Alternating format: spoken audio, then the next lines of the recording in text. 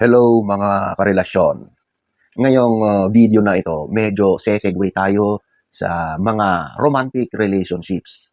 Although ito ay relasyon din, pero more on sa mga magkakaibigan o yung meron kang isang taong pinagkakatiwalaan. So ang pag-uusapan natin ngayon ay yung mga signs na sobrang naiinggit na pala siya sa iyo. So ladies and gentlemen, kung nakaka-relate ka, manood ka.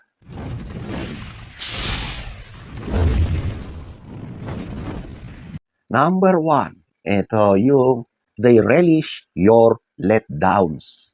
So ito yung kapag nagkaroon ka ng problema sa kahit anong bagay sa buhay mo, sa karir mo, sa trabaho mo, negosyo mo, kung ano yung ginagawa mo na maayos pero hindi nagiging successful, tuwang-tuwa siya sa nangyari sa'yo. Siyempre, hindi niya yan ipapakita sa iyo. Nandyan siya pa rin na kunwari nakikinig sa mga nangyari, sa mga kwento mo, at kunwari ay kino-comfort ka. Pero, sa totoo lang, behind your back, sobrang natutuwa siya. Masayang-masaya siya dahil nakita niya na bumabagsak ka sa iyong ginagawa. Okay? Ang mga ganyang tao, sobra-sobra ang inggit sa iyo. Kasi hindi sila pumapayag na aangat ka sa buhay. Gusto nila dapat pareho lang tayo or dapat mas mababa ka sa akin.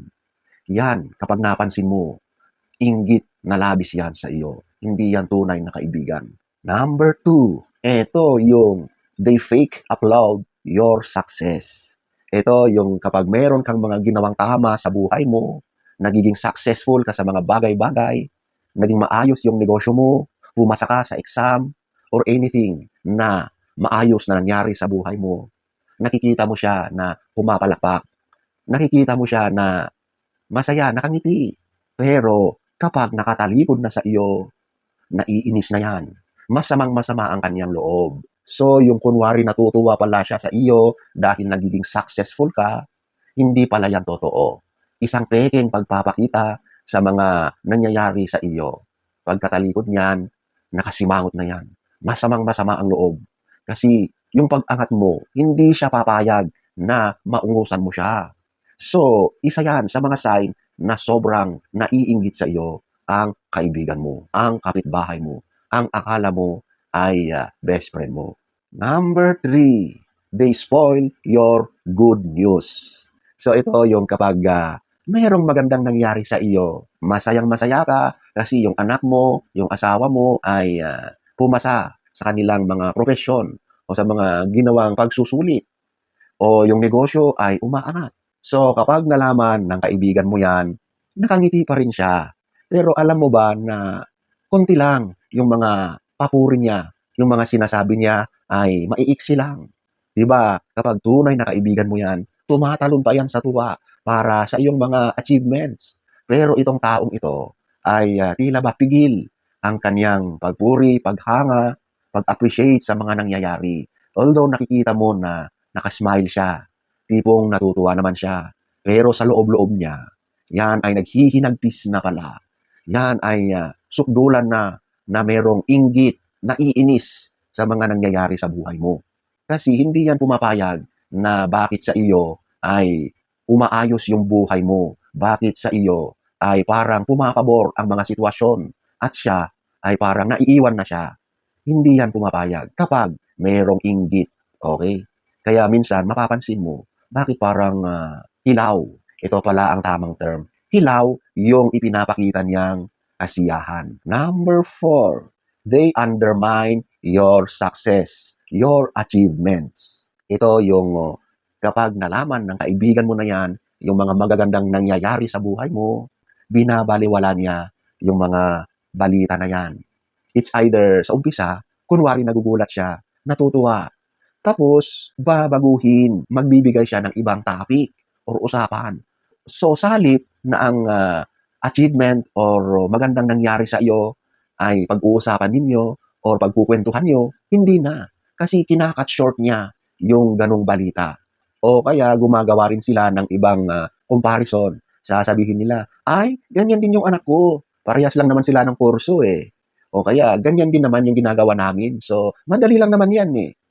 Mga ganong mga banat, yan ay ginagawa ng isang taong inggit kasi hindi siya papayag na mas aangat ka sa kanya. Yun ang gusto nilang iparamdam sa iyo na hindi ka kakaiba. Ang gusto kasi niyan, pantay lang kayo, parehas lang kayo, or gusto niya na mas mababa ka sa kanya. Number 5, they discourage you from doing new things. So ito yung kapag may binabalak ka or gagawin kang bago, gusto mong sumubok sa isang bagay, ayaw nilang mangyari sa iyo yan. So gagawa sila ng paraan para itigil yun. Kunwari, nag-a-apply ka sa abroad, mararamdaman mo na parang hindi siya sumusuporta sa iyo. Sasabihin niya, naku, napakadelikado yung pupuntahan mong bansa. Maraming ganitong mga balita na nangyayari sa mga kababayan natin doon. Yung sinasabi agad, yung mga negative tungkol sa mga maaring mangyari. Or kapag pumapasok ka sa isang trabaho, nag-a-apply ka, baka gagawa siya ng ibang paraan para siraan ka doon sa HR or sa manager or sa mga opisyales ng kumpanya or yung pinag-a-applyan mo.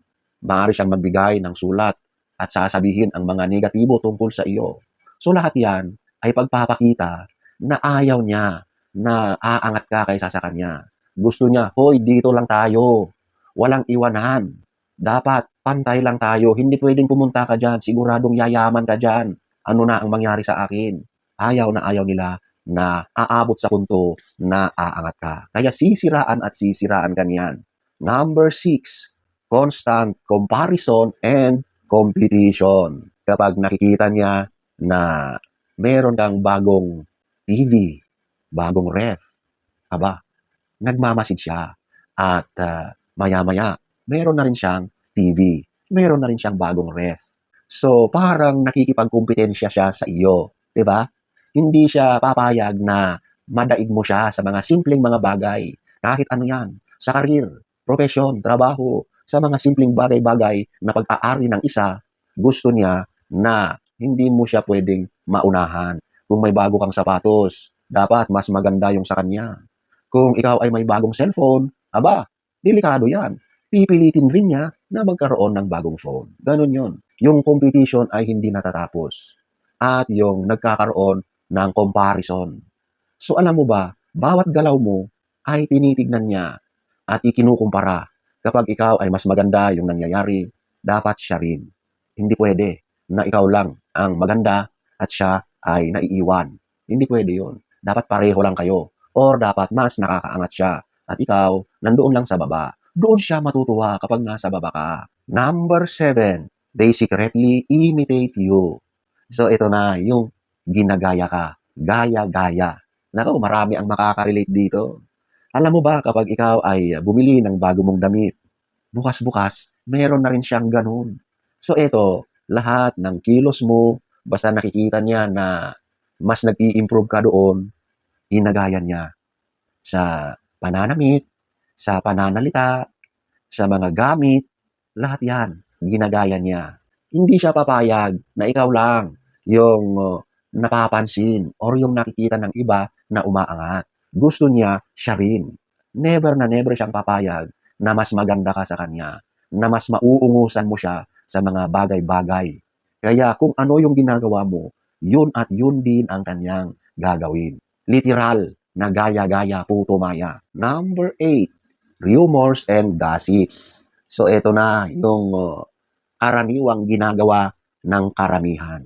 Ito na yung sinisiraan ka sa pamamagitan ng mga chismis, marites. Kaya sila gumagawa ng mga negatibong mga kwento tungkol sa iyo kahit wala namang katotohanan.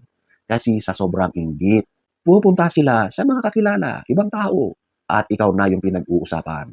Gagawa siya ng mga kwento na hindi naman totoo at labis na nakakasira sa iyo. At yun ang ipagkakalat niya, ipapamalitan niya sa ibang mga tao. Siyempre, alam mo naman yung mga marites, ang sarap makinig. At madalas, kung ano pa yung kasinungalingan, yung mga pekeng kwento, doon pa sila mas naniniwala. Kaya magugulat ka na lang, makakarating sa iyo ang balita na may mga ganyan na palang balibalita sa lugar ninyo na wala namang katotohanan. Dahil sa likuran mo ay pinagkakalat, pinagchichismisan ka na pala ng mga marites. At ang pangunahing salarin ay ang akala mo na kaibigan mo. Number 9, they secretly harm you. So ito na siguro ang pinakadelikado, pinakamasamang maaring mangyari sa iyo kapag may tao, kaibigan na sobrang naiinggit na. Minsan nakakarinig tayo ng balita na may mga taong bigla na lang sinira or nawalan ng buhay dahil lang sa inggit. So kapag dumating na sa punto na ang kaibigan mo na yan ay gumagawa na ng paraan para saktan ka or the worst ay sisirain ang buhay mo, napakadelikado yan. At nakakatakot ang inggit na yan. Okay? So kapag nakita mo na meron ng something, yung kaibigan or yung kakilala mo na yan, cut off ka na dyan. Lumayo-layo ka na sa tao na yan. At sigurado, maaring may binabalak na masama yan sa buhay mo. 2,000 years later. So, ayan po mga karelasyon. Ang inggit ay huwag sanang aabot sa punto na sisirain mo ang isang tao. Dapat yung inggit ay gawin mong drive para magpursigi lalo, para ayusin ang buhay mo. Sa halip na mainggit, baguhin mo ang mindset mo, ang takbo ng utak mo para sa ikakatahimik ng buhay mo. At sa mga merong mga ganitong kaibigan, iwasan nyo na or umalis na kayo sa ganyang relasyon.